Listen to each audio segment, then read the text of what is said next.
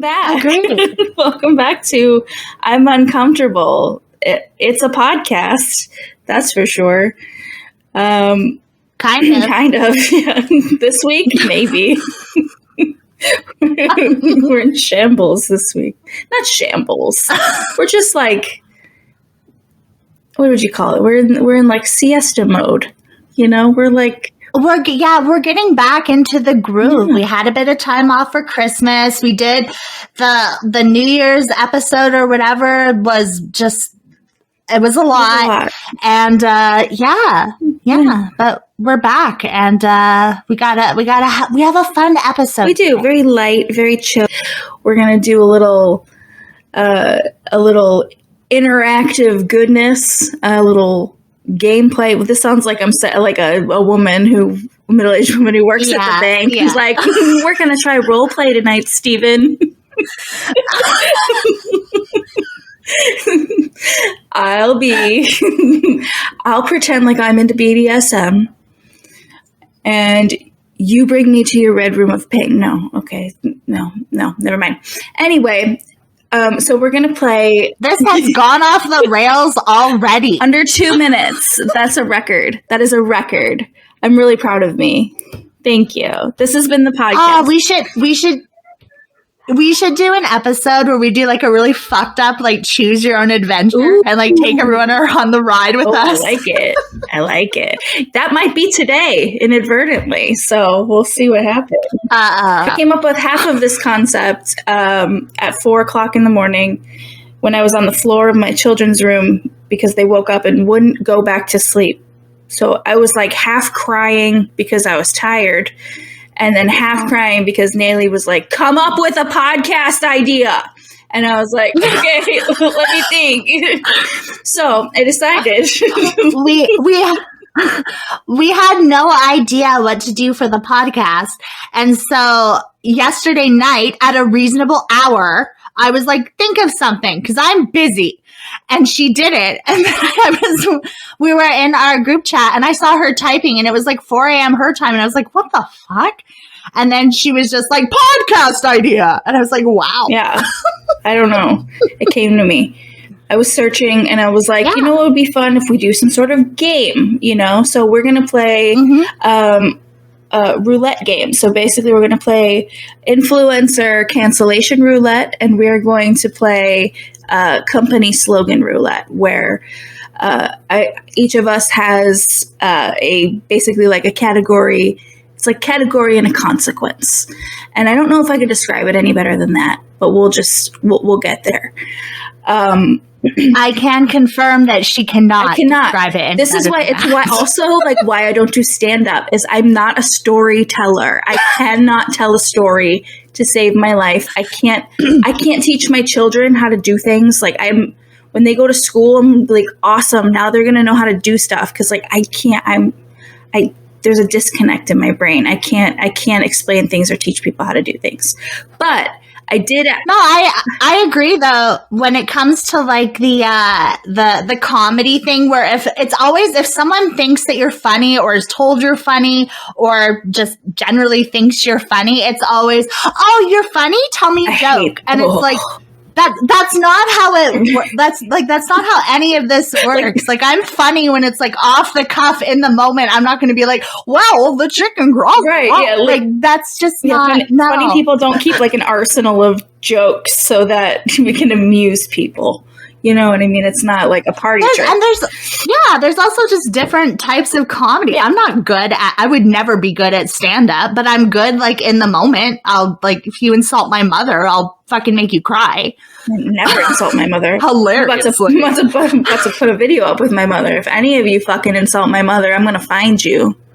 And that's a promise. Isn't that funny? I think that's funny. Does your mom watch our podcast or listen to it? She just started to after she was in. So on her way home, she listened to like the first two, I think. I didn't ask her what she thought. I'm just going to leave it in just complete silence. So we'll see. But the other half of the podcast, I asked Twitter for their assumptions about Naley and myself. And they gave them. And everyone was very nice to say Jack, and they also had assumptions about me. Is that true? See, I wasn't looking at it. I just kept saying you were responding to assumptions, and I was like, hey, stop it. Knock it off. Give us some content. Ren fucking up. I did see Ren's, and I'm excited to get to it because it confused me. She fucking obliterated me. And when I tell you I was like crying, like when we go through it, I'm going to do it again because what the fuck? I don't even honestly remember it. I just remember laughing about it. So it's possibly like one of like my top 5 favorite burns that anyone has ever directed in my way. You know what? That's so fucking pointed. That's the thing though, is like when you're somebody who like takes the piss out of other people, people definitely do it back to you. So if you start it, we all got to be ready to take it. That's the thing though, like I'm not being like a cool girl, like, oh yeah, roast me. Like I think it's so funny. Like Ren destroyed me. And like that's the way to my heart right there. Like if you can make me laugh and also just like punch me square in the dick, I'm your best friend. I love that. Are there people in your life who like when they do it, it's like, ow, don't? Because like I know I have like a point where I'm like, hey, stop it. Well, I think that there's like a fine line between like being shady and being just like cruel, right? So I've definitely had friends who like think they're being funny, but in reality, you're just like, oh no, you just called me a fat whore. Which I'm not saying is untrue, but geez. Be more colorful with your language. All right, so we figure we'll do a little assumptions. We'll break it up with a little roulette, and at the end, we've got some assumptions about each other? ? We do. I do. Cool. I did my research and development. Research and development. I'm going to start with Malcolm because his assumption was that Naley loves Tim Horton coffee because apparently all Canadians do. I'm going to say something controversial yet brave. Tim Hortons is super fucking overrated. Like maybe back in the day, I feel like they changed the coffee because like that's the general consensus in Canada is that the coffee used to be bomb and now they've like done something to it. I only like iced coffee. I like their iced vanilla coffee and I like their honey crullers. But other than that, like I go to Tim Hortons for nothing. You just go there just to hang out.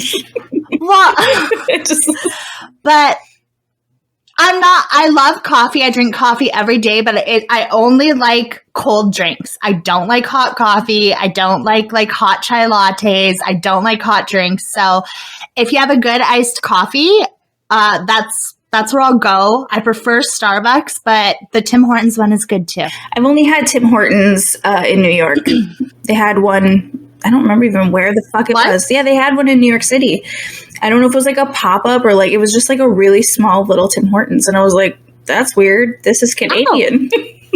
So it kind of makes sense though, because New York is such a melting pot. I feel like it makes sense that they would like throw a Tim Hortons. I actually want to see it. It might have been in Grand Central, one of the Penn Station? I don't know, one of them. It was in one of the stations. Yeah, totally. That would make sense. I get it. Yeah. It just came to me. I never went to it, but that's kind of cool. I like that. A little bit of you can. If I also find ketchup chips. Seen it when I was. If I had seen it when I was in New York, it's like that, like warm hug. That like, oh yeah, I miss Canada. I get it. Yeah, but you can also get ketchup chips in New York City, which is... I miss ketchup chips. You would think ketchup chips would thrive here. You've had ketchup chips. Oh, fuck yeah, I've had... One year, my mother ordered me an entire, pallet for Christmas because I was like, I want ketchup chips. I love ketchup. Yeah, that was one of the things. That was one of the things that I was going to make sure that I sent you of the Canadian snacks. But you have to have the old Dutch ones. Whatever you need me to have. I've had a few brands. I've never even had the Lay's ones, which I feel like should just be common here. No. I've had, I don't even remember the kinds I've had. I've had a few who used to make them? I don't know. Why are we talking about ketchup chips? They're delicious. I want them right now. They are. End of podcast. They used to do this thing. This is the most Canadian thing on the fucking planet, okay? But Lay's occasionally comes out with poutine flavored chips. Yummy. And my favorite thing to do, because I put ketchup on my poutine, is I buy a little bag of ketchup chips and I buy a little bag of poutine chips and I mix them together and eat them. And it's so good. It's so trash. I love that. It is gross in the best way. I'm on board. It is so good. I'm on board. That sounds fantastic. Do you guys do I know the Lay's as a company does it, but I don't know if you guys get them. But they do every year they do the weird flavors. They do 3 weird flavors. Yeah. The one year they did chicken and waffles, and they were. We never got. They those. were so fucking good. I was so pissed that when they were gone because they were so good, unreal. I hate that because I always get addicted to the limited edition flavors. Always. And then they take it away. And chicken and waffles is my favorite. And I'm so upset that I never had them. I'll always try the flavors because I'm curious.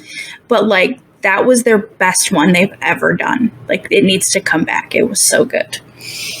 Angel says, my assumption about you is that, yes, you are the funny friend and also the most solid, the type of friend that really comes through when needed. I also assume that. That was about me? Yeah. Yeah, I'd say that's probably true. I'd say, yeah. I mean, let's be honest. That's completely true. No, I think... Yeah. Yeah, I'm both of those things. Yeah, I'm definitely the den mother of I went to when I went to see Alanis Morissette with my best friend of 28 years or so now. By the time we got there, she was already drunk, and I'm like, don't fight with the girls next to us. No, you couldn't make out with her. Come on, let's go. Stop fighting with the girl in the bathroom. That's me. I'm I had a beer, and I was just okay, come on, all right. I want to hang out with a friend. She sounds way more fun than you. Yeah. The thing is we have that balance. She's an Aries, and I'm a Capricorn, so she's got that big bitch fire energy, and I'm the one that's bitch, calm down, stop it, knock it up. Zodiac podcast coming soon. Yes. But yeah, no, you absolutely need that balance. Mm-hmm. If you're both a mess, it's a disaster. Yeah. You need that friend who's going to hold you down and play kind of like mom. And in the moment, I'm sure it's leave me alone. But after you're oh my God, I would die without you. That's thank you so much for not letting me suck that guy's dick in a porta potty. For sure, yeah. Her husband would probably have been pissed about that. But I think it's important to know what role you play in the friendship too. Because we've been the same since we were little kids. She was always the one I was in trouble too, but she was always the one instigating it. And I was yo, dude, chill. Stop it. And I feel I'm the only person that can say that to her without her punching me in the face. She knows my role, and I know my role. And yeah, whatever. For sure. That sounded really weird the way I just said that, but yeah, accurate. I get it. So this one's for both of us. This is a 2-parter from everyone's favorite Meegs. And I'm going to read it as written. SIC, spelling is correct.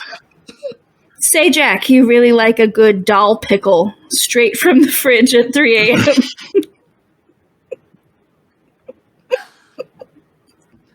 I do. That's so true. I love doll pickles. True. Okay. Absolutely true. Yeah. So at 3 a.m., you're standing in the glow of a refrigerator with a big old doll in your hand. My hand in the doll pickle munching jar. Away. Just reaching around in that brine for some good doll pickle. And Naley, but you do that, right? You stick your hand directly in the pickle jar, right? Because I'm not getting a fork. It depends on the pickle. Okay. If it's if they're tiny pickles, sure. If they're if they're big old pickles, sure. But if they're those slicey sandwich ones, then I'm getting... Oh, but who buys those? I do sometimes. If you want a dill pickle, you want a big, fat... Oh, for sure. ...dill pickle or a baby dill. But if I'm making, I need that crunch. I'll make a ham roll-up for snacks, for a nice low-carb snack that tastes good. And it's so much easier to make them with, the sandwich slices. But, for eating a pickle, yeah, give me, a fat-ass pickle. Give me a fat-ass doll pickle. Yeah. You know what I mean? Yeah. So, yeah, I would say that's accurate. And part 2 is, Naley, when you fly, you read those Sky Mall magazines and you get really tempted to buy stuff from them in the heat of the moment. When I fly, I am pretty drugged out because I'm not a good flyer. But I do fucking love, I am such one of those gadget people where I will get the hot dog bun toaster. Yes, absolutely. Anything from Sharper Image, an animatronic monkey head. Yes, give it to me. Wow. That is very specific. I have to ask, do you have an animatronic monkey head in your home? I do not. Okay, because that you pulled that straight out of your ass, and that was really perfect. That's not the first time I've been told that. I'm a sucker for Sky Mall. So yeah, Sky Mall's great. Me too. I love that gimmicky shit. We have a fucking Furbo. We got a Roomba. Anything weird and techie like that, I love. Yes. So I would say that's a pretty true assumption. Love that. I still have a photo somewhere of a dog wearing Ugg boots. It was a Jack Russell Terrier wearing Ugg boots that I found in a Sky Mall magazine, and it made me laugh really, really hard. And then Meigs' third statement was that both of us are worried about having an awkward pause during the podcast and are surprised it hasn't happened yet. Oh, it does. I edit them out. It's the magic of editing. I wouldn't say it's ever awkward. I never feel awkward talking to you or sitting here, but we get to that point where it's and then I'm looking at what comes next, you're thinking about what comes next, and there's a long pause, but that we just cut it out. It's never really because it's just conversation. I think that's why everyone talks about our chemistry and how good we are together, and I think a lot of that has to do with the fact that we are just comfortable. Yeah, it's chill. Absolutely. Yeah. I'm really comfortable. Until we're uncomfortable. And that's cool. Okay. Okay. This one is from my darling Izzy. And she says, assumption about Sajak is that she drinks her coffee black, no sweetness whatsoever, or full-fledged sugar storm, no in between. No, that's not correct. I also like my coffee iced. I will drink it hot, but I prefer it iced. And I'm just give me just a latte with oat milk. I'm very boring coffee. Not black boring, but just regular tasteless. I just want it to taste like coffee. I'm not a sweet coffee person at all. And her assumption about me is that she can down any shot with a straight face. That's true with the exception of vodka. I drank so much fucking straight vodka before I was even legal to drink. We would just get a bottle of vodka. We didn't know that you were supposed to mix it with anything. Oh, no. So we just drink the vodka straight from the bottle. And now at 34 years old, I can smell vodka down the road. People say vodka doesn't have a smell. They're fucking lying. I can smell it down the fucking road and it will make me vomit. That had to have torn up your esophagus. That's a straight my God. And we used to drink, I don't know if you guys had it there, but it was the Polar Ice, 55 proof. It was no fucking joke. I just had a visceral reaction. I was thinking, did we have, what was our thing like that? And ours was Rumpelmann's, which is just peppermint schnapps, but it's 100 proof. And thinking about putting that. Holy shit. Yeah. And thinking about putting that in my mouth literally makes me gag. Wait, schnapps is like 100 proof? I thought that schnapps was. I always thought that schnapps was like a girl. Yeah, like regular, like you know those like 5%. Yeah, regular schnapps is, but Rumpelmans is like you're gonna fist fight yourself. Like you're gonna be so fucking drunk, you're gonna get lost inside the fridge. Like it's no fucking joke. And it is awful. Like I can't even smell like peppermint extract or anything anymore because it just makes me want to barf. It's horrible. Oh man, we need to do like a drunk story podcast. That'd be good. I would need like an extra week just to try to remember them. But my favorite story that you have told thus far on the podcast is when you were in New York and the guy showed up and whipped his dick out and you were drunk. Like we need more of those stories. Stat. I love Did that one make it to air? Now I don't remember what was in that one podcast. Yes. Yeah, that was the flasher one with the guy on the thumbnail that's doing the flash. Oh, okay. Gotcha. Okay. Yeah, that was a Rumpelmans night for sure. 100%. Don't fuck with Rumpelmans. Izzy's last assumption is that we are both great moms.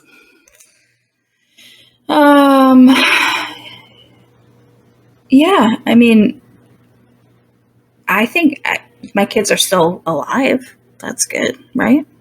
Yeah. They're healthy, happy. Come here! Am I a good mom? Yes. Am I the best mom that has ever mommed? Yes. Promise? Yes. I love you. I love you too so much. All right. Anyways, that's beautiful. that is love. That is love. That's my boy. All right, we're gonna go right for Ren's because I need to talk about it. Ren says that I smell like strawberries and pine, and that Naley forgets her maid's name. There's so many assumptions in that. It's just like, I think that like Sajak is like this sweet, like, ooh, just lovely being to be in the presence of. And Naley is like a privileged cunt, obviously. It's so specific. First she has to assume that I have a maid. And then next she has to assume that I treat her like shit. Wow. I don't know why it was so funny. I think it's because it's such a specific, like, assumption. It's so specific. I love it. I'm crying. Oh my God. Okay, you go first. What do you smell like? I don't know about strawberry. I like pine might be accurate. I don't know. I smell like Naley's maid. Whose name is Gladys, by the way. Thank you. Oh, that was my grandma's name. Was it really? It was. Gladys. That's a great name. I don't have a maid. If I did, I don't think I would have a problem remembering her name, but I do also eat a lot of edibles. No, I could never have a maid because I have so much anxiety. It just stresses me out. I hate when like workers have to come here. Like we sometimes like need maintenance or something. They have to come in and like spend a lot of time in here and they're downstairs and they're, like I don't like that. I wouldn't want someone in my house. I'm such a fucking control freak that no matter how good of a job the maid did or whatever, I would like redo it all. I would clean first and then I would clean after. Yeah, yes, absolutely. Because you can't have the maid over and like let her know you're and also like I just feel bad. Like I'm not gonna leave this for her. This is disgusting, and I don't want her to judge me. So by the time she shows up, she's got like, nothing to do. So why bother to learn her name? She's not even gonna do anything. Oh my God, stop! I love that. That's horrible. That's funny.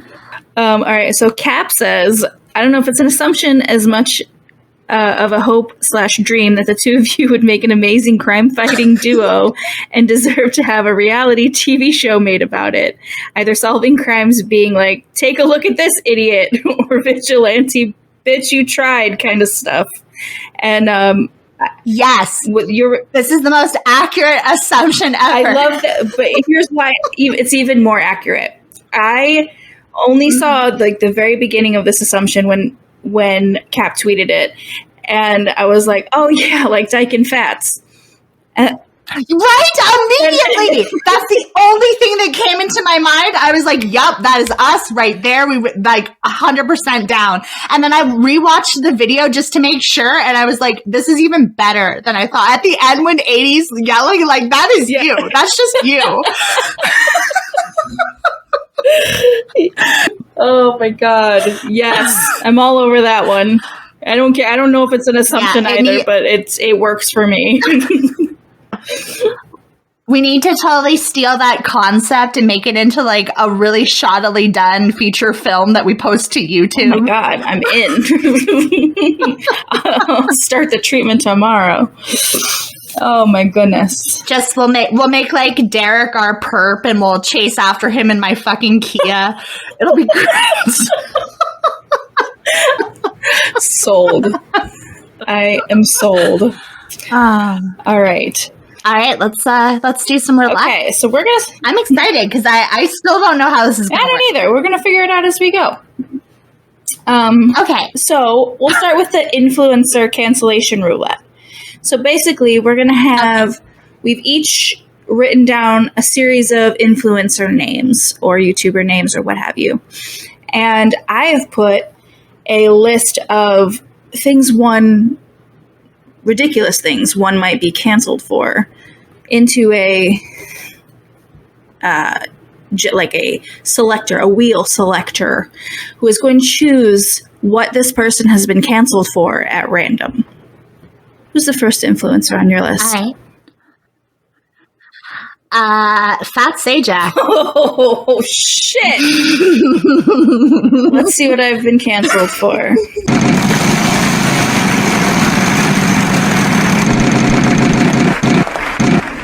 I have been canceled for losing my wallet in a Spirit Halloween store. Oh my God. Why were you canceled? What was in the wallet? A bunch of old unused. What was in the wallet? A bunch of old unused condoms. That's it. I swear. No. There's more to this story. Why were you canceled for that? Because that's just silly. It's supposed to be silly. Was it like a super expensive wallet? And you were just like, whatever, I'll just buy another one. Yeah. I was like, I'm rich and you're not. Mm-hmm. And this is my new wallet, my more expensiver wallet. Just trying to keep it Gucci, well, as they say, as the kids say, specifically. All right, let's see what that Ryan kid from Ryan's World is getting canceled for. I feel like we have very different lists. Good. That's a good thing.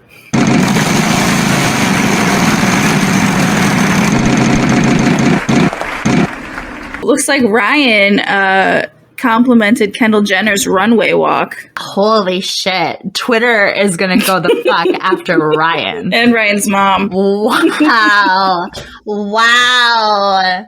What an ignorant statement. Like, we've all seen Kendall walk Ryan. Yeah, what are you, like, 9? Grow up. Grow up. Who's getting canceled next? Jenna Marbles. No. This poor angel. Yeah. All right, let's see. Yeah. Let's see what Jenna's getting canceled for. We miss you, Jenna. Come back to us, Jenna.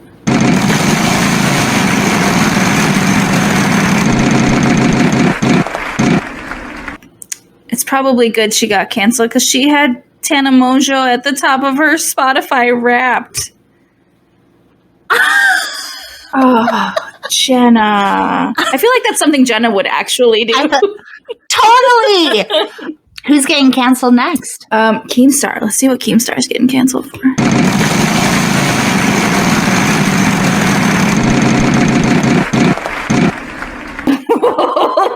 Keemstar is getting canceled for liking a photo that included James Charles in the background on Instagram. Oh, that's what it's gonna take. That's what it's gonna take. James Charles is gonna be the one that takes down Keemstar. We need to get James Charles in the back of every Insta thought in LA's Instagram photos immediately. Any woman from age 20 to 23. Keemstar will be canceling himself every night at 3 a.m. He's so fucking gross. He is. I have to say, I live like, okay, like I feel like Dennis of Def Noodles like fucking pulled the mask off like at the perfect time, because like I live for him dragging Keemstar. Like, say what you want about how like his channel or you know what he reports on or if you think he's funny, but Dennis dragging Keemstar is my favorite thing. It's so good. Here's the thing about Dennis. Like, I love Dennis when he was like Def Noodles with the cat ears and that whole shit. Like, that was great. Love that. But this new, just like Dennis, he is so savage. Like, I think I'm good at dragging people. I would not want to upset Dennis. Like, he's vicious and he's so funny. My favorite one, did you see the one where he was talking about the Ace family, talking about why they're leaving their house and that whole shit? That was fucking like art. He started off like mad, being like, you guys are pieces of shit. Like, how fucking dare you? To the end, he's like scream, cry, laughing, like trying to contain himself while trying to continue to drag them. Like, the succession of that video is perfect. I love it. He's so good at it. He should start a cameo just to roast people. Like, he's just... Totally. Because it's funny because he's not like it's odd how it comes off like it's almost like not malicious, but it's just like he's so calm that he's just like telling you you're an idiot, and it's like the greatest thing. I love it.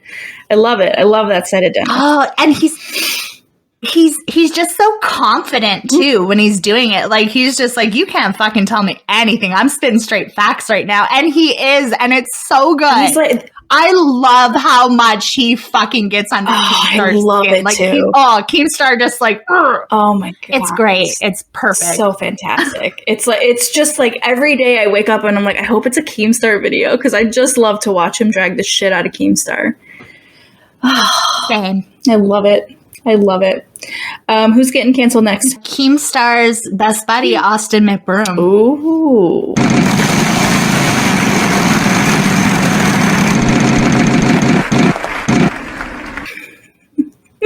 He's getting canceled. Please. Go ahead. What? I really hope it's this certain one that I wrote. Said that Bryce Hall could get it. Yes!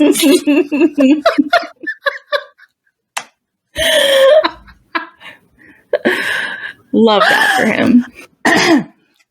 Perfect. I fucking love that it landed on that one. So similar to your Jenna Marbles, I want to see what Sarmet is going to get canceled for. Hill? Kermit, the dog. What?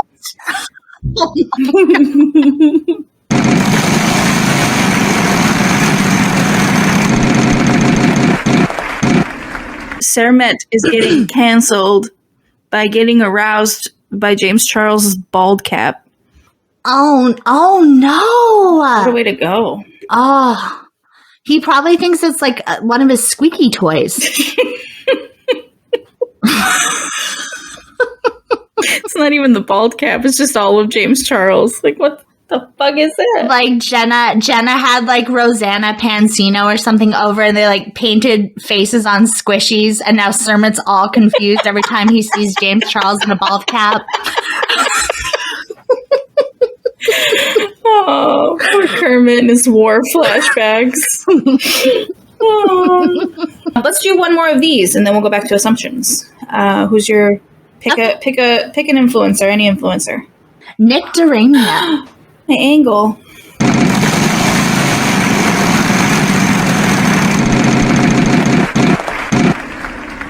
Bringing 13 items to the 10 items or less line. That is That is so something Nick DeRamio would get canceled for. Wow, Nick, the entitlement. Unreal. Our last two options were being caught eating a burrito harmonica style and fondling a chicken breast in the grocery store. So.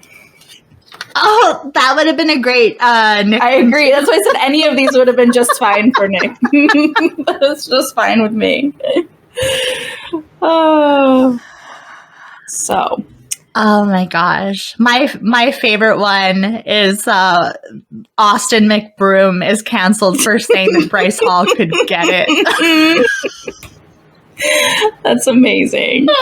I love it. My darling angel Leah says, y'all would both survive a horror movie. Sajak would smartly nope out of any nonsense from the get-go at the first sign of shenanigans. Naley would be the sassy best friend who you thought was gone during the third act, but pops up on the end to help defeat evil. I don't know about you, but the assumption about me is absolutely fucking true. Same. 100%. 100%. Yeah, definitely. I think liking horror movies is like training. You know what I mean? For like when things like that happen. Right? At the end, the killer's got you in his grips. You're done for. The audience thinks you're done for. And then I just show up out of nowhere, just bloody and panting, and go, it's just been revoked. And then I kill them.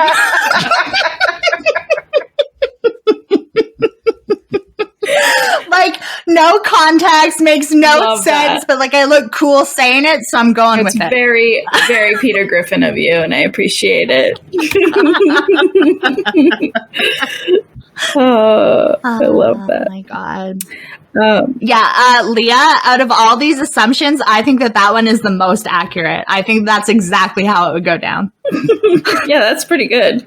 I would also agree with that. Jax says, Naley is an overly sentimental person. If she loves you and doesn't see the need to declare it to the world. You'll know. That being said, she has been known to drop the occasional mush bomb, and those are adored. I'm a very, very sentimental person.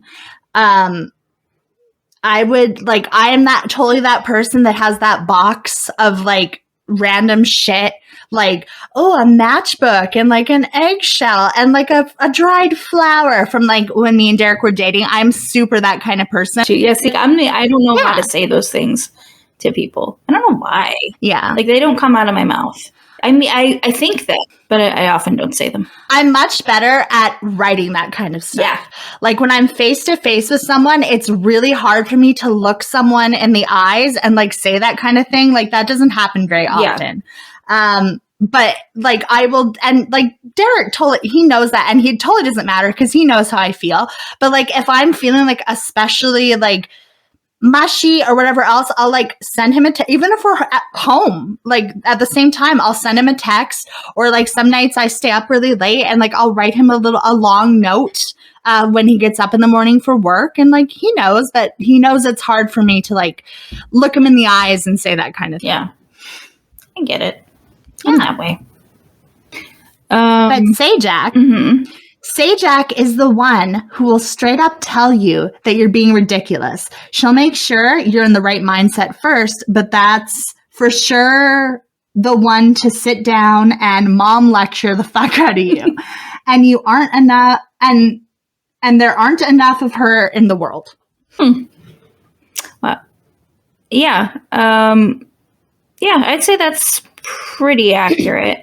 I'm not like a super confrontational person, but I am like when I'm fed up with somebody, if I'm frustrated with somebody, or if I just kind of see like one person is making like the same mistake over and over again, I will be the one that's like, hey, sit the fuck down. We're going to talk about this.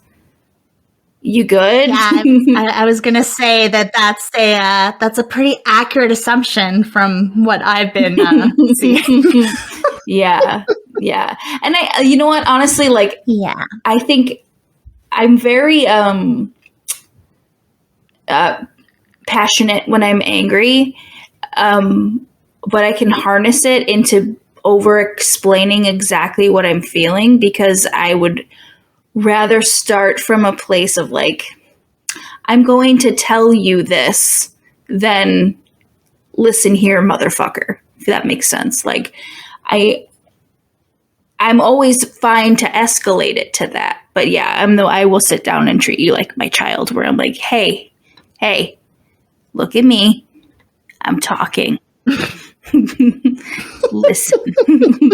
You're doing bad. Yeah. Yeah, I'm not super familiar with those practices, but I very much get it. I hate confrontation. I feel like people think I'm like very confrontational. I am not. Yeah. It takes a lot to push me to the point where I'm like ready to confront you. And once I'm there, I'm not same. Like, you have pushed me to this point. You're getting all of it. I was nice to you. You pushed and pushed and pushed. Now you're going to be upset with me because of how I'm speaking to you. Well, you should have fucking did better. Yeah.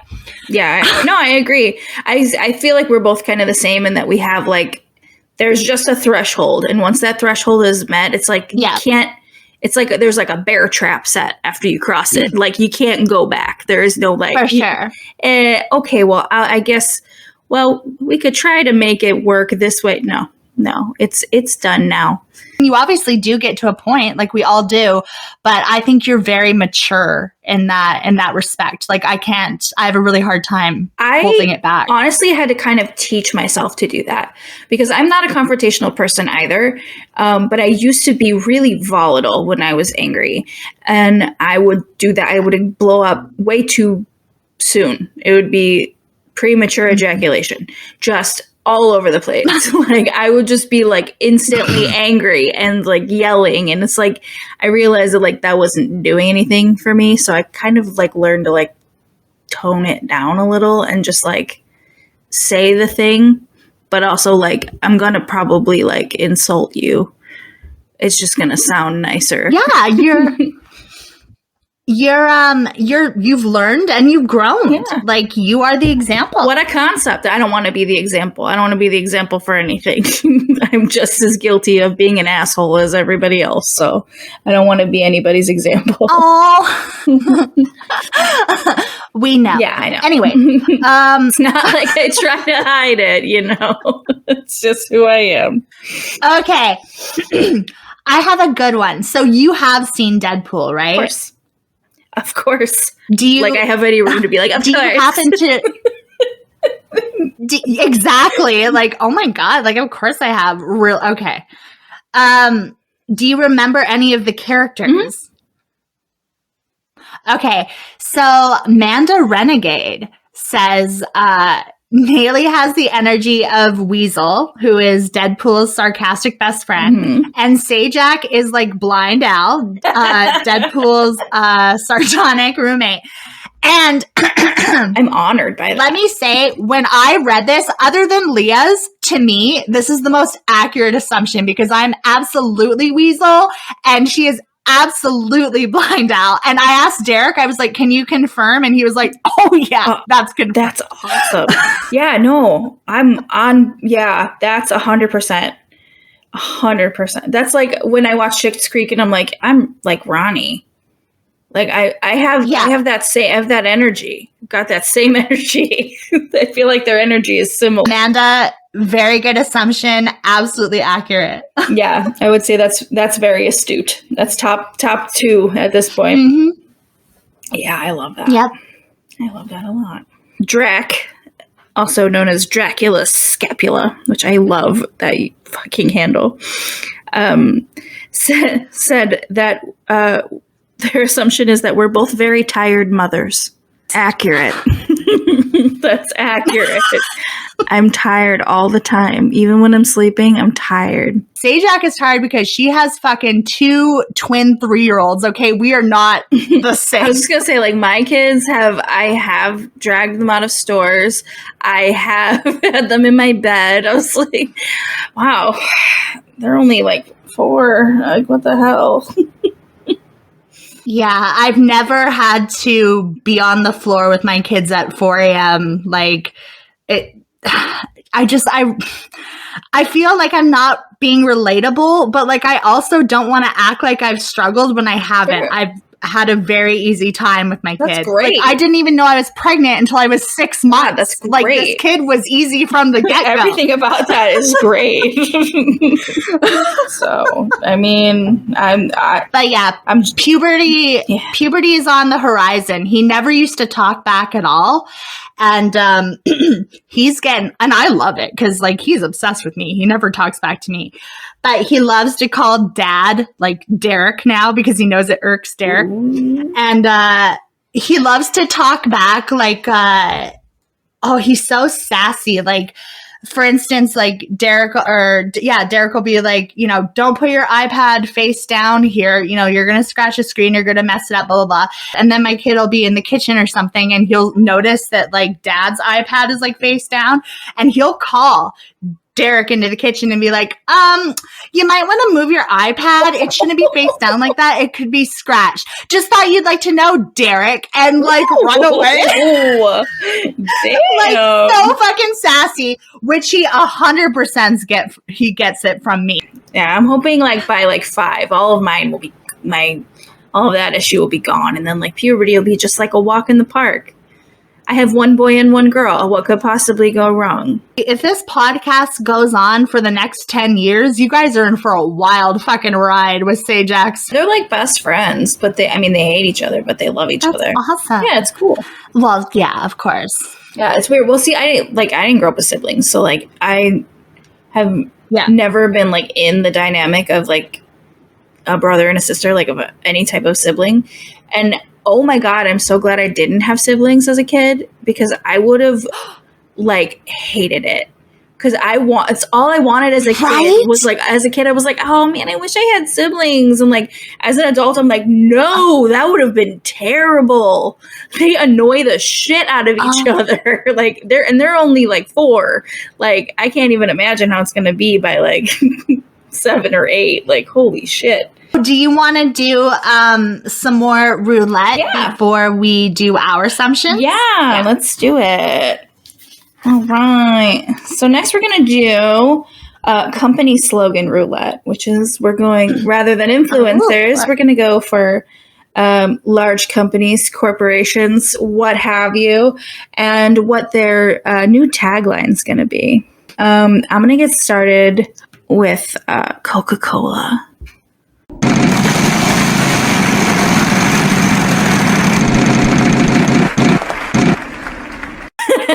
That's the perfect tagline. Coca-Cola. It's your funeral.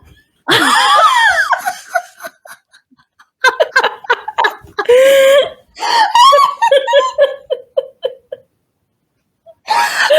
so good. I love it. It works. It works somehow. It's awesome. It's like 160 calories a can. Like if I slammed regular Cokes, like I slammed Diet Pepsis, I would have been dead at like 20. Yeah. Oh yeah. Well, like I feel like we've had the discussion before. I was like, I didn't even have water until I was like 20. I was just like, I just drank soda all my life. And maybe like when we played, like I played sports a lot in school. So like maybe when I played sports, but other than that, like, no, I just drank soda all the time. Yeah. I grew up in a very like soda centric household. So like if I don't have pop, like I am that person. If I run out of pop, I will like get panicky. I'm addicted. I will get panicky. I will order a pizza at 11:59 p.m. just to get a 2-liter of Diet Pepsi. I have multiple times. I hear you. I get it 100%. But I really had to stop drinking Coke or it was going to become like a big problem. I could see it like in my face. Like my face was like puffy because like this, as soon as I started drinking soda regularly, like my body's just like, hey, what's up? Are we a blimp? Are we fighting? Yeah, exactly. My skin is like, bitch, what are you doing? Are you mad at me? Are we breaking up? It's your funeral. Yeah. Perfect. I fucking love it. I used to love regular Coke. Regular Coke is my favorite. To me, there's nothing better than an iced regular Coke. But one day I woke up and now if I even take a sip of Coke, I have heartburn radiating from my throat to my toes for 2 days. See, one day it just woke up and was like, nope, no more. It's so funny because I'm the opposite. I grew up on Pepsi and I loved Pepsi. And then one day I woke up and I drank a Pepsi and my body fucking rejected it. It was like, nah, bitch, be gone. See ya. I cannot drink Pepsi at all. And I don't like it as much. It's too sweet for me. I hate regular Pepsi, but Diet Pepsi is my favorite. The day that I can't drink that anymore, it's going to be a rough fucking day. Oof. I know my mom was addicted to Diet Pepsi and she had to cut it off because it started giving her ulcers inside her mouth. So now she literally can't drink soda. Yeah. Yeah. No, I don't want to talk about this anymore. I'm getting sad. Your funeral. It's so perfect. All right, give me a company. That's what I'm going to name this podcast. By the way, that? Coca-Cola. It's your funeral. Your funeral.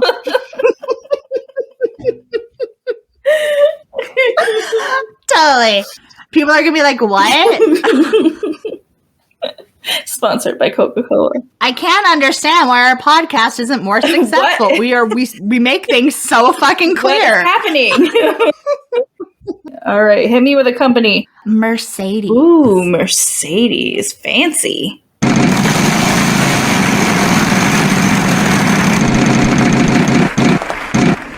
Mercedes. Perfect for a bris.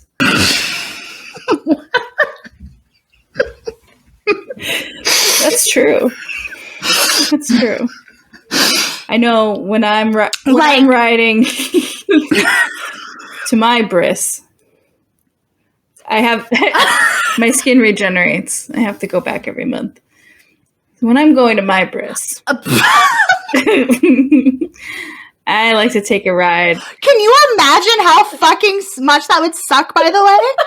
Sounds like a horror movie. Wait, I cut Derek's hair at home. I taught myself how to do it, and I can't do any other style other than the style I do, but I got really good at it.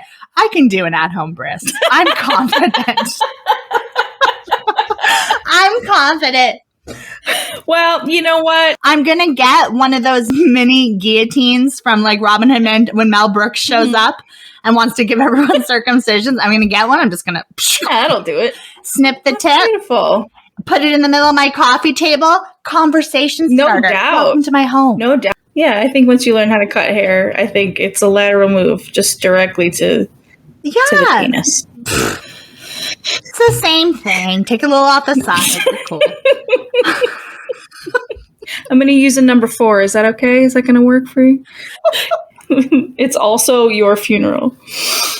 Oh. All right. No. All right. So how about Starbucks?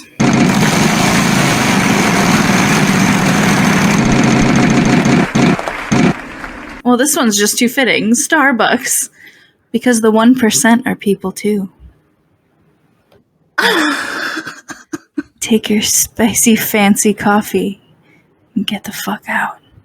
It's true. Starbucks is so expensive. Going to Starbucks is a treat because, we also just can't shell out $15 for 2 coffees every day. What? Yeah, it's completely outrageous. I get like I said earlier, I get an iced latte with oat milk, a venti, a tall one, a really big one. It's $7. I'm like, why am I paying $7? I know. That's highway robbery. Because I do a big shop every week and I get all the essentials that we need for the week and plan school lunches and work lunches and everything else. So whenever I do my big shop, this sounds like such a fucking mom thing to say. Whenever I do my shop, I always got to go and get my Starbucks. I get my Starbies. But I do. I do. And I get a venti because, listen, if I'm going to Starbucks, I'm getting a fucking venti. Oh, yeah. Because if I'm going to pay $6 for a grande, I'm paying the extra buck. And I get a venti iced chai latte, light ice, pump of vanilla, $7. Yeah. Like, what? Outrageous. Outrageous. And yet we all still do it. Outrageous. What the hell? Yep. Because it's so good. Like, I'm not a huge like Starbucks person. I don't really care about frappuccinos. I don't drink coffee, but they make my favorite iced chai latte, which is my favorite drink. So like, I begrudgingly like go there. When I want one, I want it from Starbucks. I don't want like a subpar or like something That's how I feel about the latte. Like, I just want that latte with the oat milk, and just the combination in the mouth is good. It's just good, and I want that one. It's good. Why don't we do apple? Apple. Ooh.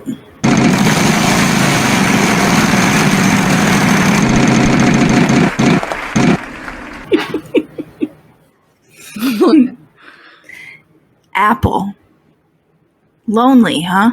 Girls won't talk to you? You can catfish them on Reddit. Apple. Buy the new iPad. Download the Procreate app. You can draw yourself a new friend. No more loneliness for you. Oh my god. That's great. That would be a great like campaign for Apple to like, yeah, totally. I Sponsor me. Just send me products. Apple, can we get a spot on Apple? No, probably not. Probably not at all. Not even close.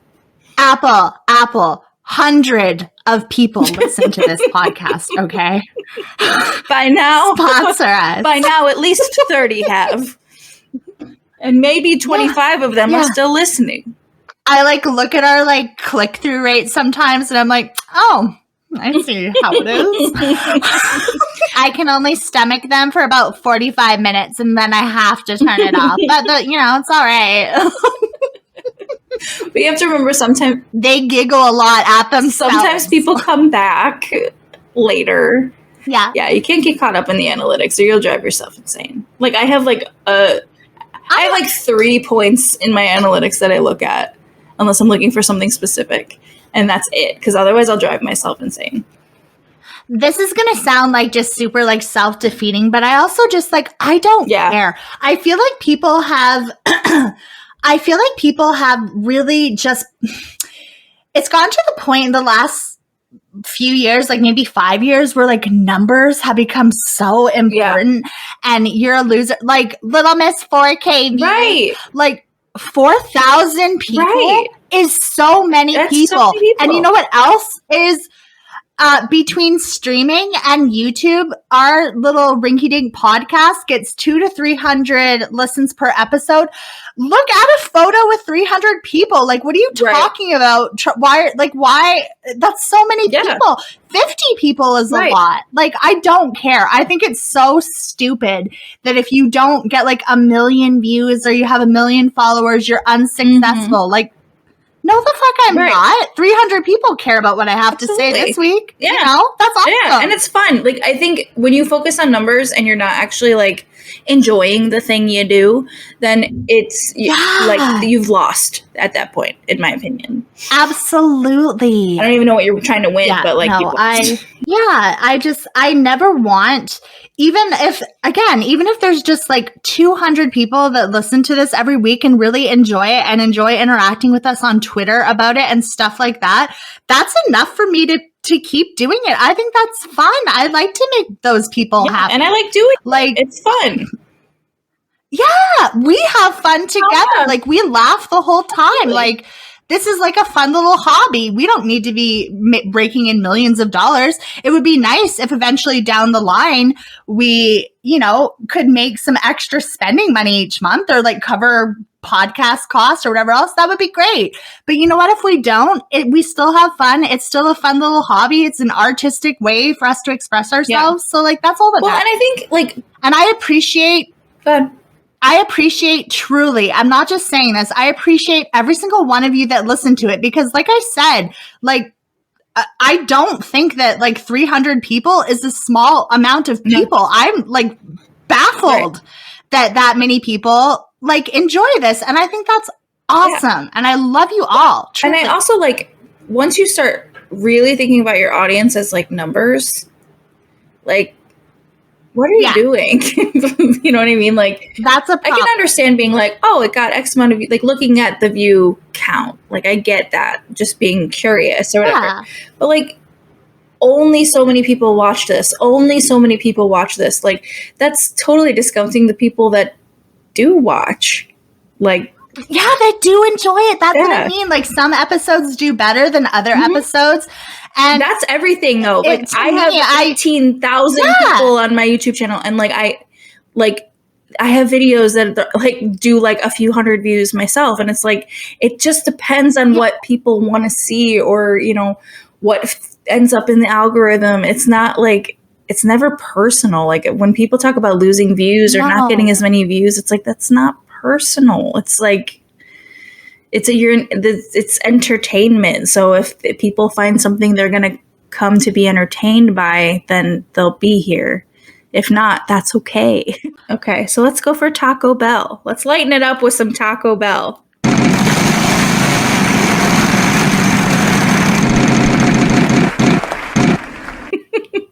It's too real. Taco Bell. What else are you going to do with your stimmy? Oh, that works so well, because I cannot tell you how many posts I saw on Twitter, like, just got the stimmy pulling up to the Taco Bell drive-thru. Like, what? That's awesome. I miss my stimmies. Do you like Taco Bell? I do. I know you don't, right? Well, okay. I've had Taco Bell one time. I went out of town to do some Christmas shopping or something 2 years ago. And on the way home, I was like, oh, they have a Taco Bell here. I'm going to try Taco Bell. And I believe it was a crunch wrap, because that's what everyone raves about. And I got a chicken one. I ate it. It was okay. Like, I didn't think it was that good, but it was good enough. I was hungry. And I lived about 30 minutes away, and when I pulled into the driveway, like the whole time I was driving home, started to not feel good. The second I pulled into the driveway and opened my car door, I had to run into the house. My son was in the bathroom. Derek was like in the kitchen, and I was like, throw me the mop bucket. And I sat at the door was still open to my house, and barfed my fucking brains out into a mop bucket in front of the love of my life. And that turned me off Taco Bell. Yeah, I bet.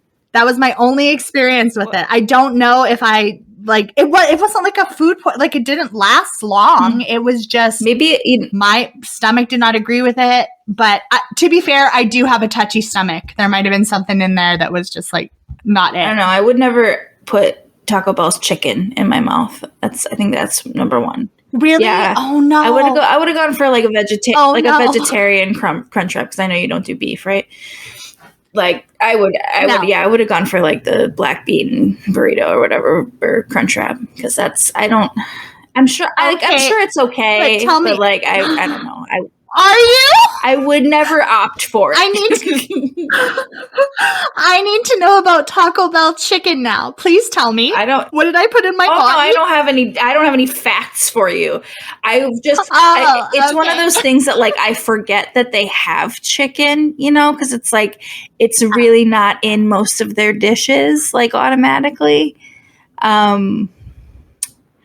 But it's Mexican. Yeah, but it's not real Mexican. It's like a complete bastardization of Mexican food. Yeah, you got to get like, you'd have to get a lot of things like vegetarian there, I would think. See, like I would have gone for I don't mind that. I love a salad. Yeah, I would have gone for they can make everything vegan and vegetarian there. They just substitute beans for beef, basically. So, like, you can get, like, a vegan crunch wrap and shit like that. Well, maybe I'll give it another try down the line again, and we'll try the vegetarian option. Mukbang podcast. Because I don't, the only meat I eat is chicken. And when I tell you that I eat meat like 300 and I don't know, 20 days out of the year, like I eat chicken every fucking day. But I'm also really picky about chicken, especially when it comes from like fast food. So you're probably right. That's probably what fucked with me with Taco Bell was the chicken. Yeah. Because like I ate Taco Bell, like we had a big like E. coli scare with Taco Bell here, like in 2007-ish, probably 2006, 2007, whenever I was living in New York. And they had like the Taco Bell down the street from me had like their food had E. coli in it, and I went there like the next day and ate Taco Bell anyway, and I was fine. Oh my god! I just didn't care. What the? I was like, yeah, all right. You're in New York, and you decided to risk E. coli for Taco Bell? Yeah, it was easy. It was next door. I had already lived there for like a year. It's fine. I'm judging. I don't care. Judge me all you want. For anyone that's never been to New York City, there is literally like 8 restaurants in your hotel room. Okay, like she did not need to go to Taco Bell and get E. coli. Listen. I had like the taste for. I had the taste for Taco Bell. Like I lived like. Were you? What? Were you fucking blasted? No, it was the middle of the day. Oh my god, even worse. No, it was fine. I was just like, but like that's the thing is like I was always out because like I worked like right outside of Times Square, so I was like always eating something in Midtown, and like I lived like a block down from the Taco Bell, and it just made sense. It was, I mean, probably not because it had E. coli, but like whatever. It is what it is. I live to tell the tale. Wow. Yeah. You're welcome. That kind of makes me love you more, though. That's pretty funny. You're just like, I know it has E. coli, but I have a clue. Yeah, 100%. You can't stop me. Figure like this by letting E. coli stop you. All right. We have to get through these. We keep going on tangents. People are like, what is this? We've gone to like daddy issues, our relationship with soda. Like, you know what? As a listener, though, like when I have to listen to our podcast back, I think the tangents are the best part of the podcast. When we like we're talking about our structured shit or whatever, and then we go off into really organic conversations about it. I love that. I think that's it flows very well. I think a very small amount of structure goes very far in our podcast. Yes. So we're not lazy, okay? It's just to create. Yes. It's for art. Also, we're lazy. So back off. Well, to be fair, I spent a good 3 to 4 hours editing a video right before this. So I'm not like entirely lazy. I'm just like like a little bit lazy. Yeah. So yeah, I asked her if she wanted to do this tomorrow, and she was like, "Nope, we're powering through." Right. So because it's way more fun for me when my kids aren't here, and I can just sit in my kitchen and like yell instead of like go in my bedroom and then like talk like this like the whole time. And so it's much nicer. Oh, I love that. That's like NPR though. I always say, it's your funeral. Always Coca-Cola. Oh, what a fucking unhinged podcast. All right. How about let's do Disney? Ooh, good one. Disney. What do we got?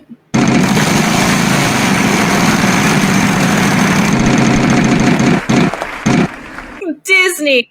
The call is coming from inside the house.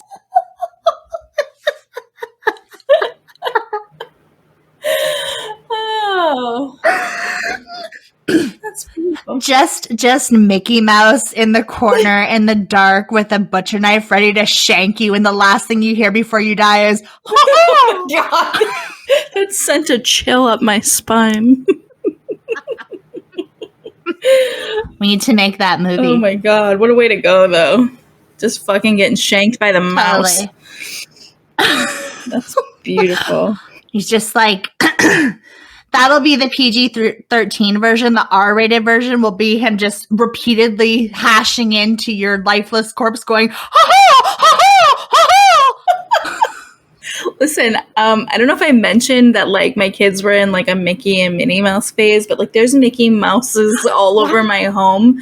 So, like, I'm going to be haunted by that thought tonight. Thank you. You're going to wake up at 3 No, stop to go get a doll pickle. You're gonna have your hand in the jar of a doll pickle, and you're gonna catch a glimpse of some Mickey ears in the corner and lose your fucking mind. No.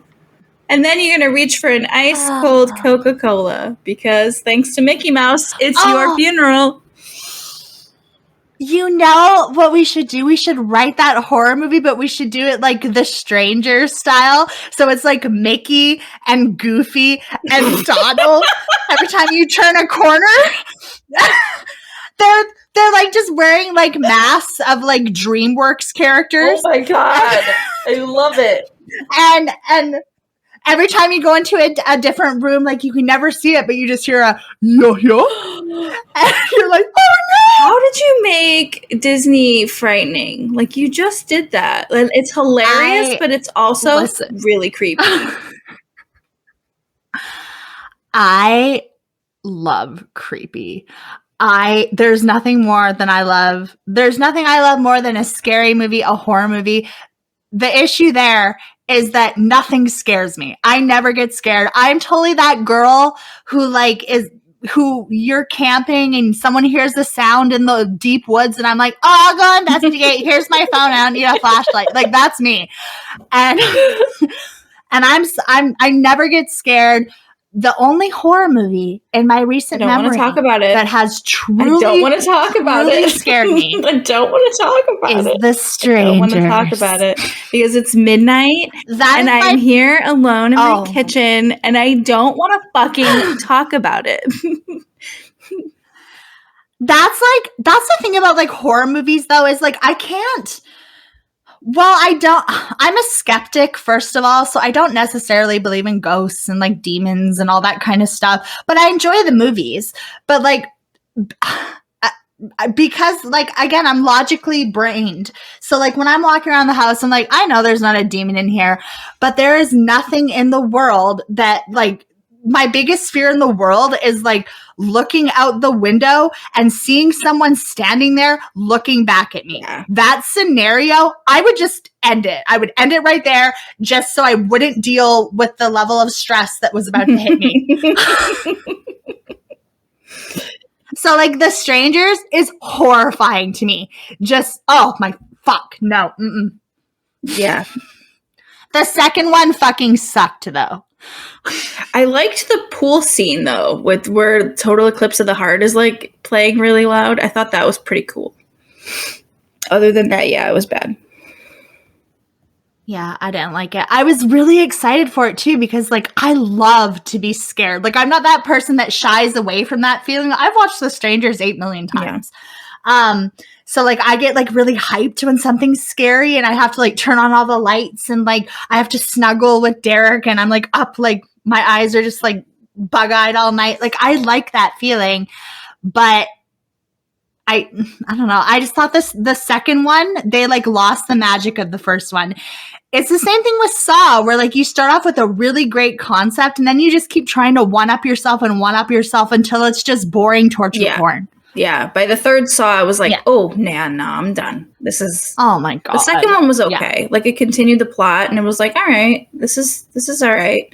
And then, yeah, the third one was just garbage. I hated the second one for the sole reason of that one trap where the girl puts her arm up the box. Mm. Because I have a thing about... and this is no trauma or anything. I don't know why I'm like this. I don't like veins. Like if my cat like scratches me really bad on like my arm, like on my wrist, like 100%, I'm going to my husband as a 34-year-old woman and being like, please put a Band-Aid on it so I don't have to look at it. Like it freaks me out. And when she just put her hand up there and just sliced her, oh my God, my nightmare. That's the one thing that I can't do. I can't watch self-harm, like someone cutting themselves, and I can't do eye shit. Yeah. You know what's good for like, so like, I don't mind, like, torture porn and all of that, like, doesn't really bother me. Like, yeah. If it's really, like, gross, like, I won't look at it, but it's not something that I'm like, oh my God, that's going to stay with me. Except for the scene in Hostel, the first one, when he gets his Achilles tendons cut and tries to stand up. That's the worst thing I've ever seen in my life. People hate that one. Hey, Derek hates that too. Like he will leave the room. Like if he senses that coming, if he sees some ankle, he's like, nope, I'm out and going to the bathroom. I'll BRB.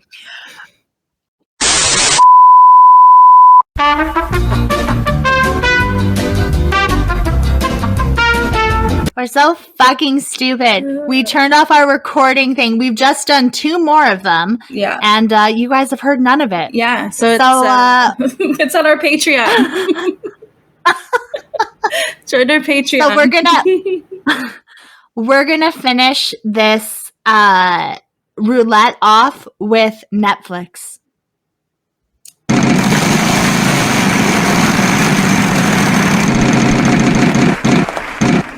Netflix, because fuck Jeff Bezos.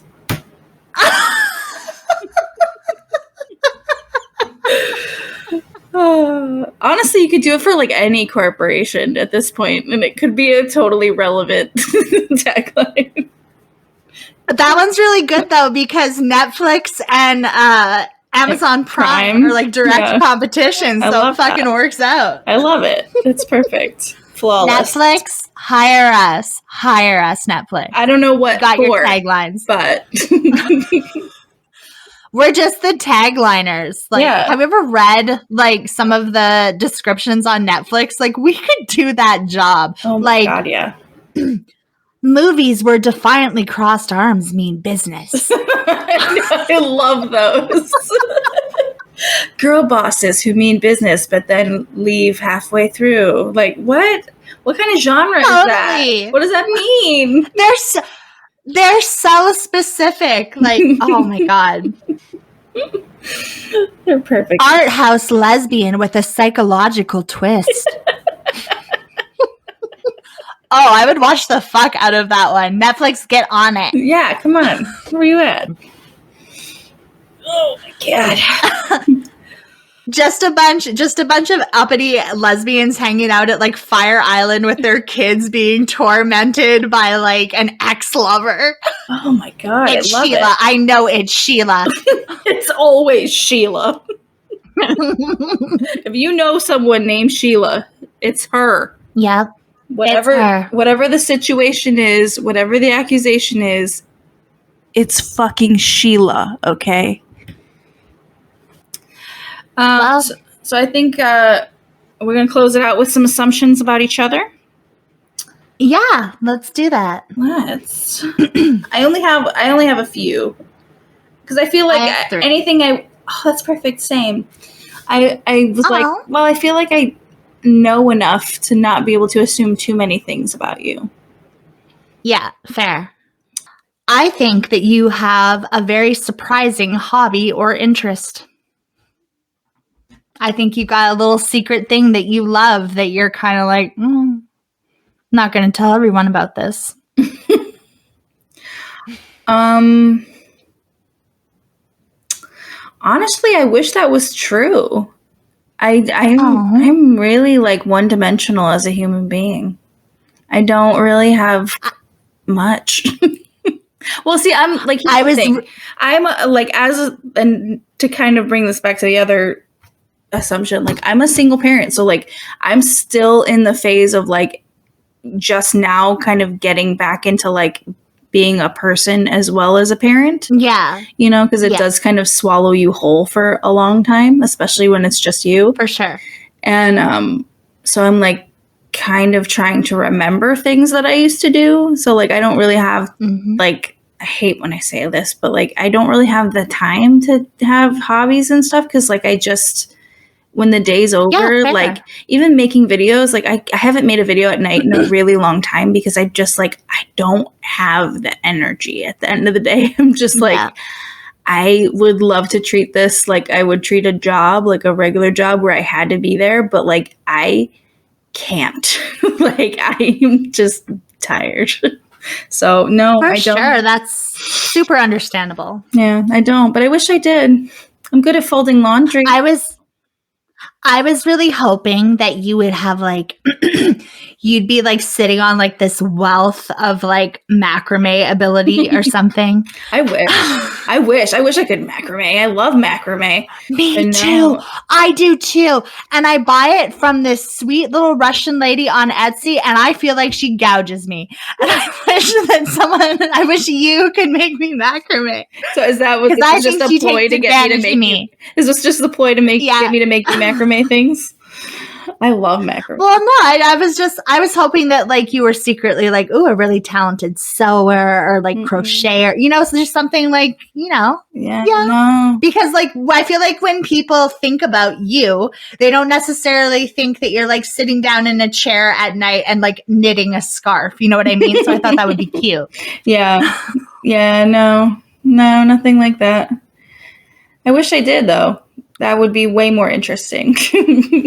So yeah, until Nathan was 5 and was like, hey, I want to, you know, I want to go play with my toys by myself, or I want to go watch my show by myself, or I want to, you know, like until he was more independent, I was, you know, dancing around the house to Katy Perry from like 7 a.m. until 8 p.m. Like I was praying. I kind of wanted to tell my ex, be like, can we please just have another baby so I can take a nap? Yeah, that is the beauty of having two, because like they will most of the time go play with each other. Like they're actually more now interested in playing with me than they were before, because like they never were like, they just wanted to play with each other, and now they're like, mommy, play Barbies, and I'm like, get out. And I'm just kidding. But no, yeah, like it's nice that they have each other, because they'll go play cars and, you know, Barbies and stuff together for like 30-45 minutes, which is nice. So I love that. I would play Barbies with your daughter. She's something. She always names she has one Barbie that she has named Jackie. I don't know why. This is Jackie. I'm like, okay. That's Jackie. She's like super into politics. It's actually Jackie Onassis. I'm sorry that you're uneducated, but I'm going to need you to style this into a bob real quick. She would do that. That would be her. That's her to a T. Smart. Oh my God. I cannot tell you how much I've just convinced myself that I want a Jackie O Barbie. Uh-oh. They exist, I'm sure, right? I fucking love Barbies. I am such a like closeted like Barbie fiend. I found Barbie TikTok where they show like rare Barbies and like rare collections, custom Barbies. Like I would die to get a custom Barbie. And it like if I had just had nothing but like fucking play money, every friend would get a custom Barbie. Every relative would get a custom. Like, I fucking love it. I live for Barbie shit. Well, if I had like, I don't know, like an abundance of like time, I would like make my own custom Barbie. But like, I'd make it really good. I've been watching people do that on YouTube. There's this one guy. He did like a lot of like the Drag Race girls. He did like some influencers. And like, it looks so much fun. I like want to go on eBay and buy those little wigs and like buy all the crayons and like grab a Barbie and try and do it. That'd be fun. I'd be into that. I have very little patience. Really fun. I have very little patience for like arts and crafts and stuff. Like I wish I had more. I want to be good at it and I want to do it, but like I lose interest and I get frustrated. I'm like impatient with it. I don't know why that is. Like I can paint, like I'll sit and paint for like hours, like on a canvas or whatever. But like, I am not an arts and crafts person, and I really wish that I was, because it seems fun. I love doing like every craft ever. I remember For all our millennial listeners, Lauren Conrad used to have a YouTube channel called Crafty and Creative, and it was my favorite thing. And everything she did, I would go to like Michael's, I would go to the store, I'd make all the little shit she taught us how to make, and I love to craft. I made my son a giant paper mache head for the first time this year, and like despite the fact that I was living in hell because I used wood glue, it was really fucking fun. It looked really good too, I'll tell you that. Thank you. Tell y'all that much. You secretly want to start watching Gilmore Girls, but you can't because you know that everyone would be up your ass about it and giving you shit about it.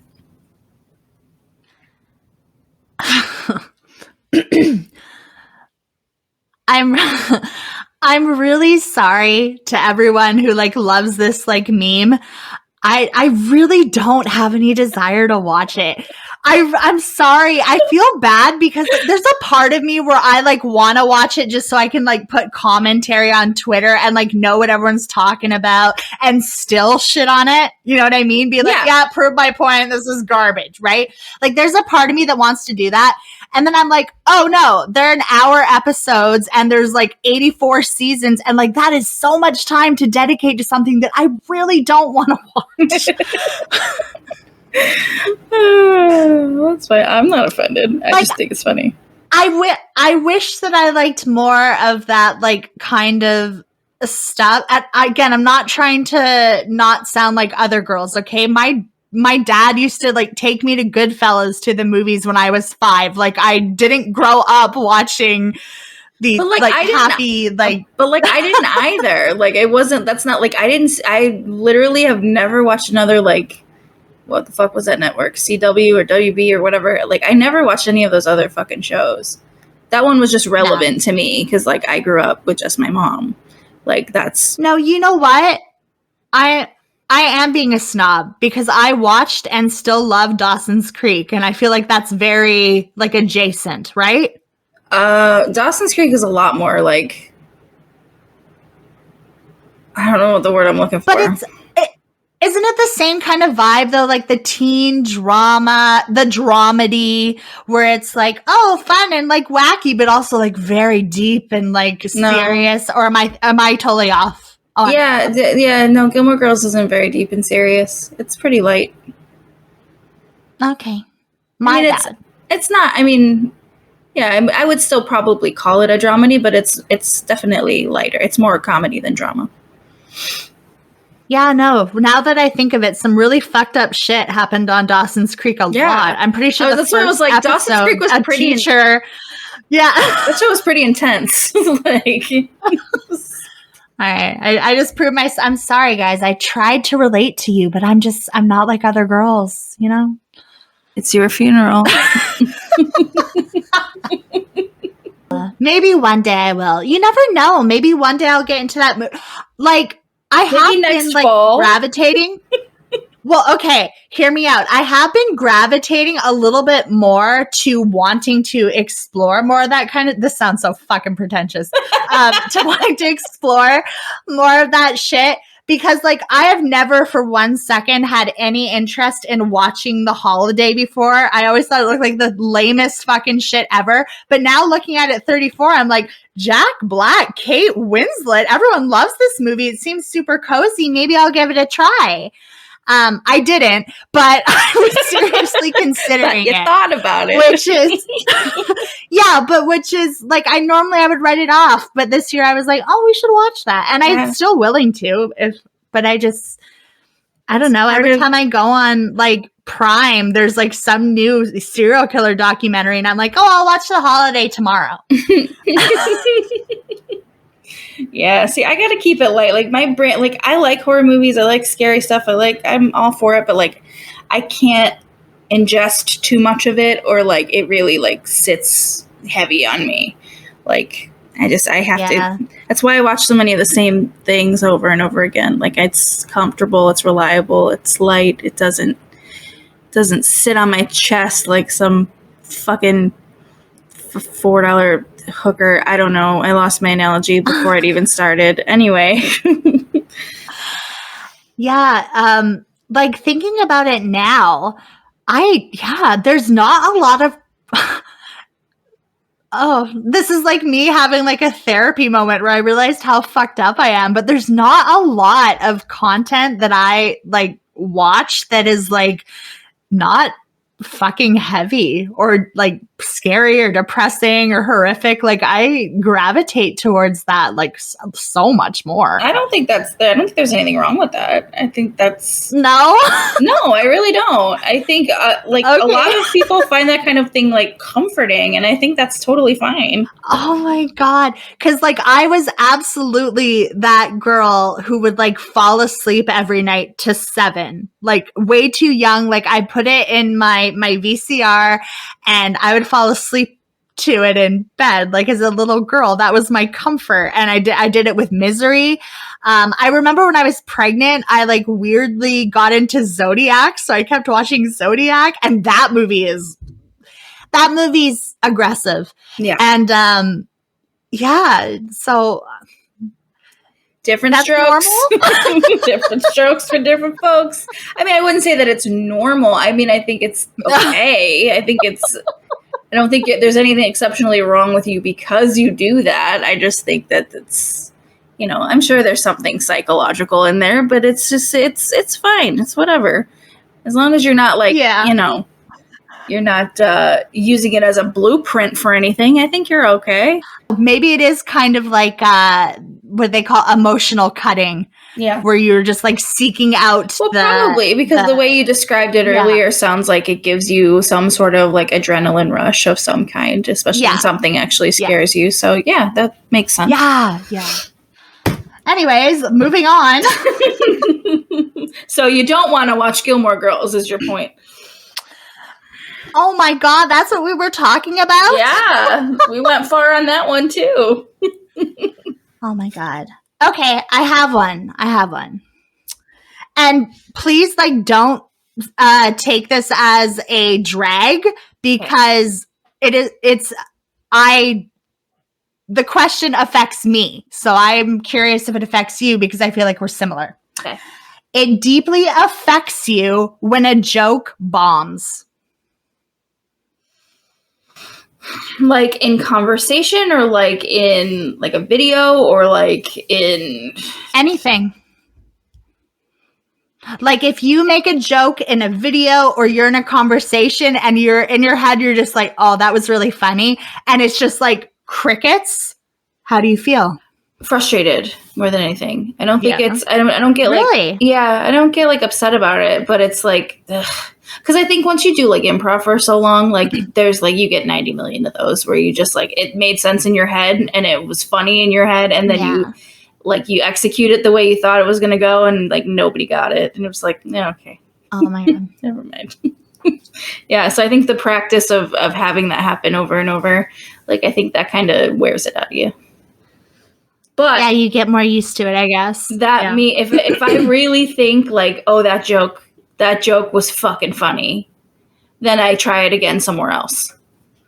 And then 9 times out of 10. What if it bopped again? But 9 times out of 10, that second time, I'm working with an audience that got it. Because like usually for me, that's like a reference that somebody didn't get or whatever. Not that I'm like I'm like the queen of references, but like you are. That's why I like you. I make some really obscure references that like really only make sense if you've seen the thing or know of the thing. So like, which is also probably why you would like Gilmore Girls, by the way. But I have thrown out several obscure references tonight, and you have gotten every one of them. It's like it's a nice little symbiotic thing we got going on. Yeah, no, it like, it guts me. If I think I've said something really funny, really genius, or I'm like, oh my God, that was fucking quick. And it's just like crickets. Oh my God. Like I'm just like, fine, well, I'll just go walk into traffic. It's so dramatic. Like the only time that really bothers me is like in a social setting where I'm with like strangers. So like if I make a joke, where the fuck was I? No, like when I went to, because like personally, like I'd rather do comedy in front of strangers instead of in front of people I know. But like in a conversation, where the fuck was it? Oh, I took my dog to the vet. I took him to a new vet, and I was like trying to make jokes with like the people behind the counter, and like it was like they were like, I can't even just like very, very like nobody was not even paying attention. Like, yeah, like, well, no, they were paying attention, but like nobody was home upstairs. Like just people that were just like there. They were just there. They're just getting through their day. You know what I mean? And I'm like making small, uncomfortable jokes, and they're like, okay. I'm just like, okay. You were just like, I'm uncomfortable. Is it the mask? Is it the mask? Is it keeping me from the good timing? Are you not getting my jokes because of my mask? Thanks, COVID. Yeah, no, that's like my nightmare, to like be in that kind of scenario and be like, what's the deal with neutering cats? And they're just like looking at you like, here's your form. Yeah, right. Like, oh shit, I would cry. No, it's fine. It's fine. Yeah, I think the practice of improv has really kind of put a big callus over that for me. The final one for you is that your kink is listing off items in your ideal salad.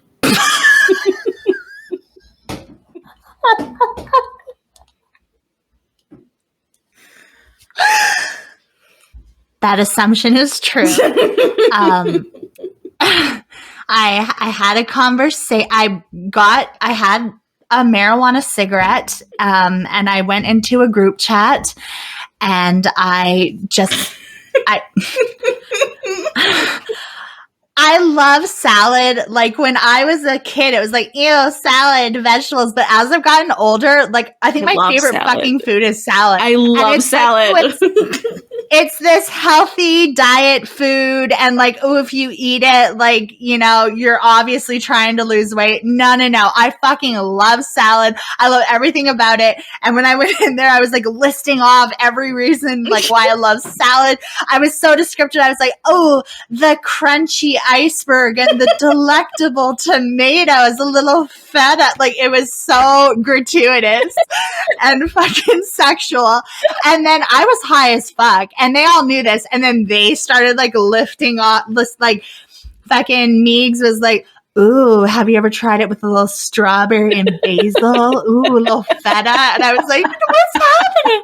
And then they started going on about like, oh, have you ever tried a Texas Roadhouse salad? Like the most scintillating sounding salad. The Texas Roadhouse salad is delicious. Okay. It just is. It's so good. Yeah, I don't know. One day I woke up and my body just started craving lettuce. And I was salad. Like, when did that happen? I bought two giant ass things of fucking salad mix today that I'm just going to make big fucking salads tomorrow. I'm so excited. I love salad. I'm so excited. That was totally a sex. Did you she just came over a salad. It's your funeral. So I guess your assumption is right. It is apparently my vagina. Hey, congratulations. But yeah, like salad fucking slaps. Like when you're a kid, you're an idiot. Salad is the best. I think I kind of like salad. My kids like salad, so. Oh, do they? Yeah. That's awesome. My son really likes taco salad, but that's it. And you got to have like the cheese in there. And he calls it like a deconstructed burrito. Fair. So he'll eat that, but like low carb burrito. It's my keto burrito. Oh my God. I love salad. Yeah, me too. I would bet money that when you were in high school, you weren't a part of the popular crowd, but you were the coolest girl to all the fucking like outcasts or not like super popular people, and they all like gravitated towards you. Like I think that you were like queen of everyone else that wasn't like that little niche in high school. Does that make sense? Yeah, that's accurate. Yeah. That's like true. Queen of the cool girls. But here's the thing: is like I knew it. But here's the thing: is like I didn't realize that until maybe like 5 or 6 years ago. Like I had no idea. Like I was like queen bee of like my, you know, the underdog, and like I had no fucking idea. I didn't even fucking know. So it kept me I humble. knew it, like, this. The second you started like showing me photos of you from like high school, like young Sajak, and talking about your experiences, I was like, this girl was the fucking like queen of the smoke pit. Does that reference make sense? Yeah. Well, see, like I want to know what my friends' parents thought about me, because like when I was like 12 and 13, like I was smoking cigarettes and like I was doing whatever I had to do. But I was also like, I also got like all my friends into listening to Barry Manilow. And I'm like, that is such an odd juxtaposition of things that like I would love to know what their mothers thought of me. Like, how confusing is that? I also think, here's another assumption. Mm-hmm. I also think that, like, I don't doubt that you got into some shit, but I also think that you were probably mainly like a good girl. Like, I don't think that you got into anything super egregious. No, I was never like, I never got, well, first of all, I went into Catholic school until I went to high school. So, you couldn't fuck around in Catholic school. I did get in fights a lot, but like, I didn't like, no, I wasn't like in detention. I didn't, Yeah. I was pretty good. My mom was scared. Did you get good grades?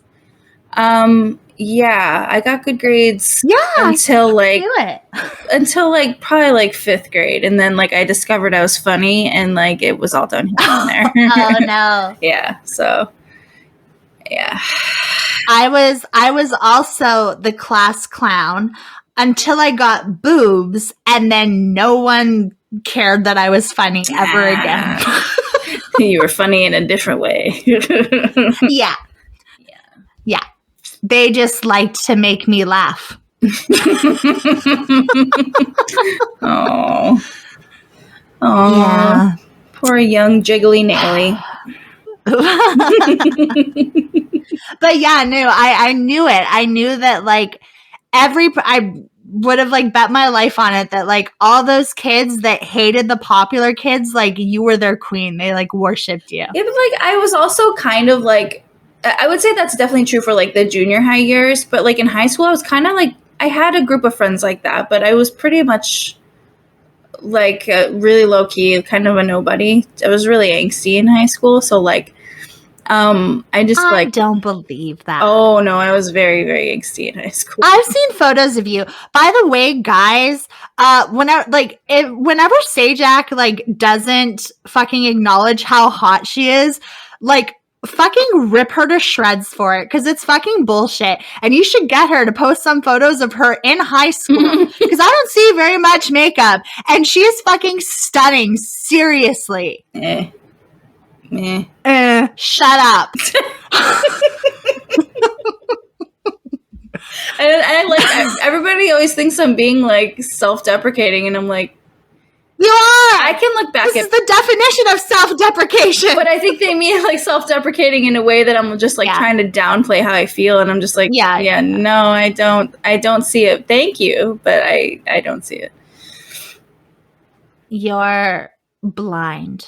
That's true. I do need to go back to the eye doctor, and I should probably be wearing glasses more. Do you have to wear glasses? I don't have to, but like if I want to see clearly, I probably should. Yeah. I'm not like legally blind or anything, but yeah. Okay. I'm pretty comfortable. I'm pretty comfortable with how this podcast went. Yeah, this is the first uncomfortable podcast where I feel actually pretty fucking comfortable. Yeah. This was a fun combo. This was the most clusterfuck episode of this podcast that has ever happened, but I think it's fun. I think it was fun. I think it worked. I think it shows that I was the one who was the captain of the ship by all the chaos and the lack of structure. But yes, that was you. Of course it was. Hey, listen, I've got 4 videos. Always fucking me. I'm working on 4 videos right now. You are a consummate professional. It is always fucking me. I'm so fucking. I listen when I'm editing this. I just want to be like, shut the fuck up. What are you talking about, Naley? Like, shut up. None of this needed to be said.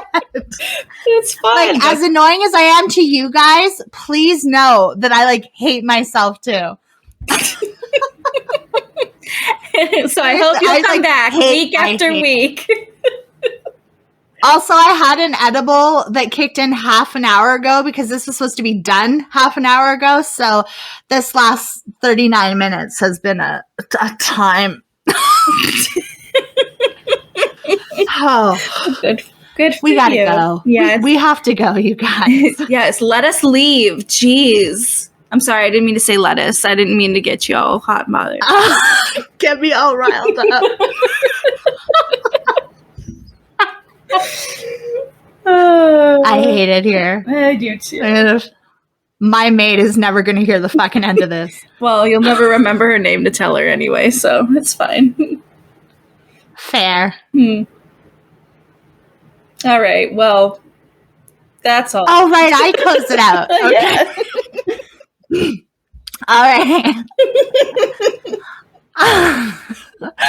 All right, guys. Well, thanks for sticking out with us and putting up with my high ass and all that salad talk. And we'll see you on. We'll see you next. No, we'll see. We'll see you another time. See you on Monday. We'll see you at your funeral. We'll be back next week, and we'll. Hey, when this podcast comes out, the next day will be my birthday. I'm gonna be older next time we do this. Good for me. I'm turning 21.